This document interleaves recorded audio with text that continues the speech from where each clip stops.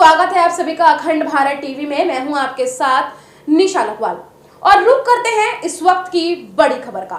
सेवितम कपित्थ जम्बो फलचारु भक्षणम उमा सुतम शोक विनाशकारकम नमामि विघ्नेश्वर पाद पंकजम। मंचस्थ चंडी ताराधाम के पीठाधीश्वर महर्षि अंजनेयानंद सरस्वती जी महाराज, भक्त हरि जी महाराज गोरक्षक, इनके गुरु जी जो धर्म सम्राट करपात्री जी महाराज के काल में, और तब से आपको भी देख रहे हैं, आप भी इसमें सक्रिय हैं। और गो ऋषि के रूप में गोपाल मणि जी ने इस राष्ट्र में अपनी कथाओं के माध्यम से गाय का वैदिक स्वरूप, पौराणिक और वर्तमान परिस्थितियों को जो समाज के सामने प्रस्तुत किया है, जिससे गाय की महिमा गोभिर विप्रश्च वेदश्चा सती भी सत्यवाद भी अलुबधय दानशीलश्चा सप्तते धायते वही। ये पृथ्वी के धारण रक्षण संवर्धन में पहला स्थान गाय का है। ये 7 नवंबर 1966 सम्राट स्वामी करपात्री जी महाराज, पंचखंड पीठाधीश्वर रामचंद्र वीर जयपुर और पूरी पीठ के तत्कालीन शंकराचार्य निरंजन देव तीर्थ जी महाराज, जिन्होंने 72 दिनों तक अनशन किया था गाय की रक्षा सुरक्षा के लिए।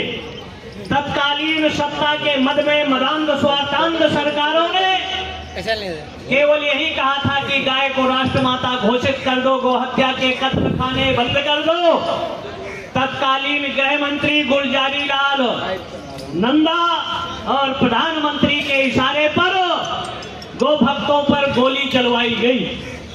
राजे रजवाड़े लाखों की संख्या थी पार्लियामेंट के सामने। जैसे अंग्रेजों की लड़ाई में सुभाष चंद्र बोस को आज तक उनकी मूर्ति नहीं लगी थी, लेकिन सैनिक संस्था के माध्यम से सुभाष को उनका सम्मान मान सम्मान प्राप्त हुआ। का मंत्री और बिहार का मंत्री सनातनियों का विष कहता है, डेंगू कहता है, मलेरिया कहता है, जो अपने विनाश का आमंत्रण दे रहे हैं। ऐसे लोगों के लिए जिनको भारत के संविधान में आस्था नहीं, भारत की एकता में अखंडता का वातावरण निर्माण करते हैं, ऐसे लोगों के लिए एक राष्ट्रीय कानून बनना चाहिए। जैसे पाकिस्तान में ईश निंदा है और उनको पटक पटक कर पीट पीट कर मार दिया जाता है। जो भारत की अस्मिता, एकता, अखंडता में बाधक बनना चाहते हैं, ऐसे लोगों के लिए देशद्रोह का कानून होना चाहिए। वो खुले में न घूमे, उन लोगों को जेल में डाल देना चाहिए। ऐसे नेता हैं ये हमारे जवान 0-18 में देश की सीमा में अपने प्राणों को हथेली के लिए देश की रक्षा करते हैं। और जब ये मरते हैं तो नेता कहते हैं तो मरने के लिए सेना में भर्ती हुए हैं और तुम देश को लूटने के लिए हुए हो। इसलिए अगर इस देश का IAS, IPS, इंजीनियर, डॉक्टर 62 साल के बाद रिटायर हो जाता है, 65 के बाद ये डेमोक्रेसी वाले 4-4 वेतन लेते हैं।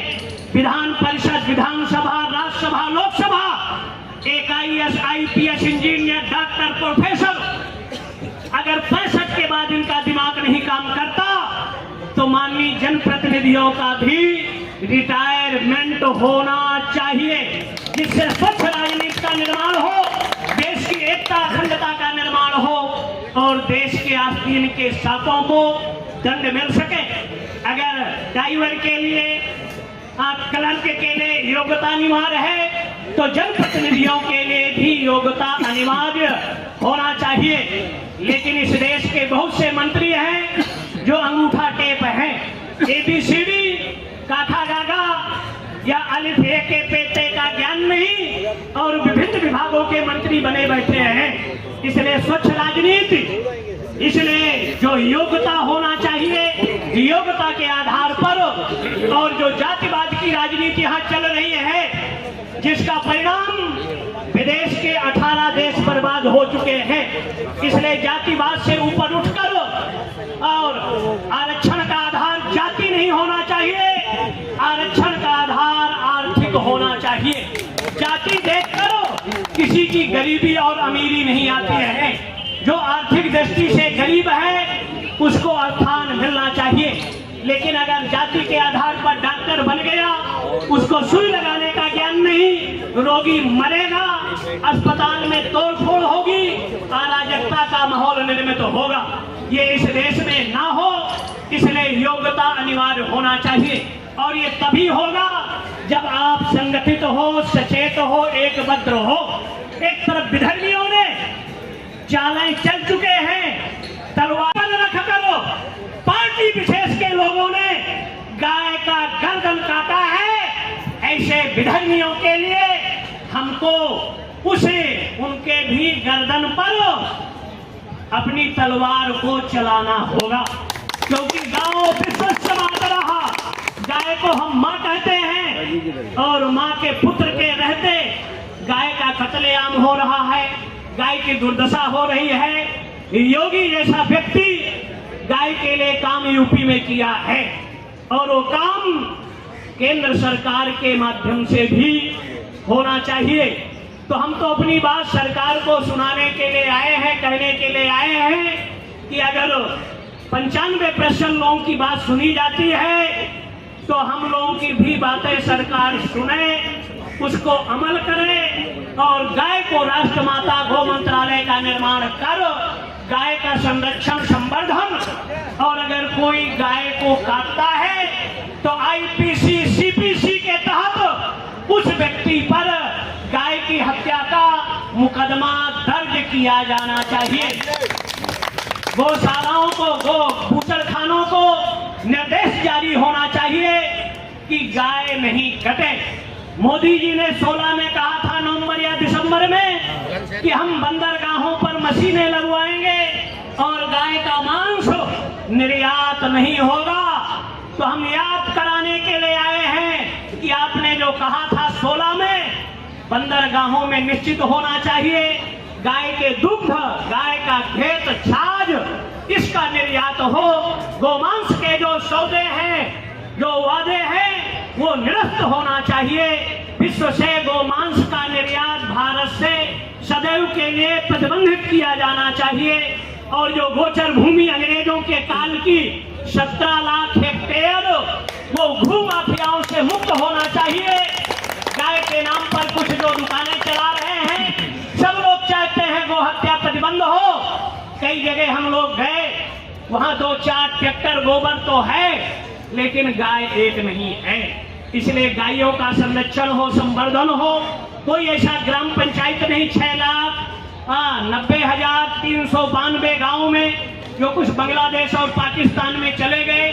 5,38,000 के लमसम गांव हैं, उन गांव में हमारी गोचर भूमि है। वो सरकारी जो माफिया लोग कब्जा किए उनसे मुक्त हो। गो अभयारण्य, जैसे शेरों का निर्माण अभयारण्य का हुआ, तो सरकार गो अभयारण्य का निर्माण करे। गायों का संरक्षण और संवर्धन जब होगा, तो अगर गाय का रक्त एक बूंद भी गिरेगा तो भारत में क्या विश्व में हम शांति की परिकल्पना नहीं कर सकते। इसलिए गाय का रक्त पृथ्वी पर गिरना बंद हो। प्रकृति की भी चेतावनी है, 2-2, 3-3 बार अभी महीना नहीं देता, पृथ्वी डगमगा रही है और शेष के नाक पर विराजित है। इसलिए चेतावनी है कि भाई सुधर जाओ, गाय का रक्षण संवर्धन हो और हम लोगों को अपनी अनंत गुना शक्ति के साथ, अपने ऊर्जा के साथ गाय के रक्षण संवर्धन। सर्वदलीय गोरक्षा मंच के जो इस समय संयोजक हैं जयपाल सिंह नयाल, और जो भारत के विभिन्न प्रदेशों से जनप्रतिनिधि, जिलाध्यक्ष, मंत्री, संगठन मंत्री, प्रचार मंत्री, जो आप सब लोग आए हो, हर प्रदेशों के भगवान विश्वेश्वर, आदिशक्ति जगत जननी पराम्बा अन्नपूर्णा और दंडाध्यक्ष बाबा भैरव, आप सबको शक्ति दे, समर्थ दे कि आप अपने लक्ष्य उद्देश्य में सफल हो। सर्वे भवन्तु सुखिनः, सर्वे सन्तु निरामया, सर्वे भद्राणि पश्यन्तु, मा कश्चित् दुर्भाग् भवेत्। धर्म की। ऐसी ही और वीडियो को देखने के लिए चैनल को सब्सक्राइब कीजिए, वीडियो को लाइक कीजिए, कमेंट कीजिए और शेयर कीजिए।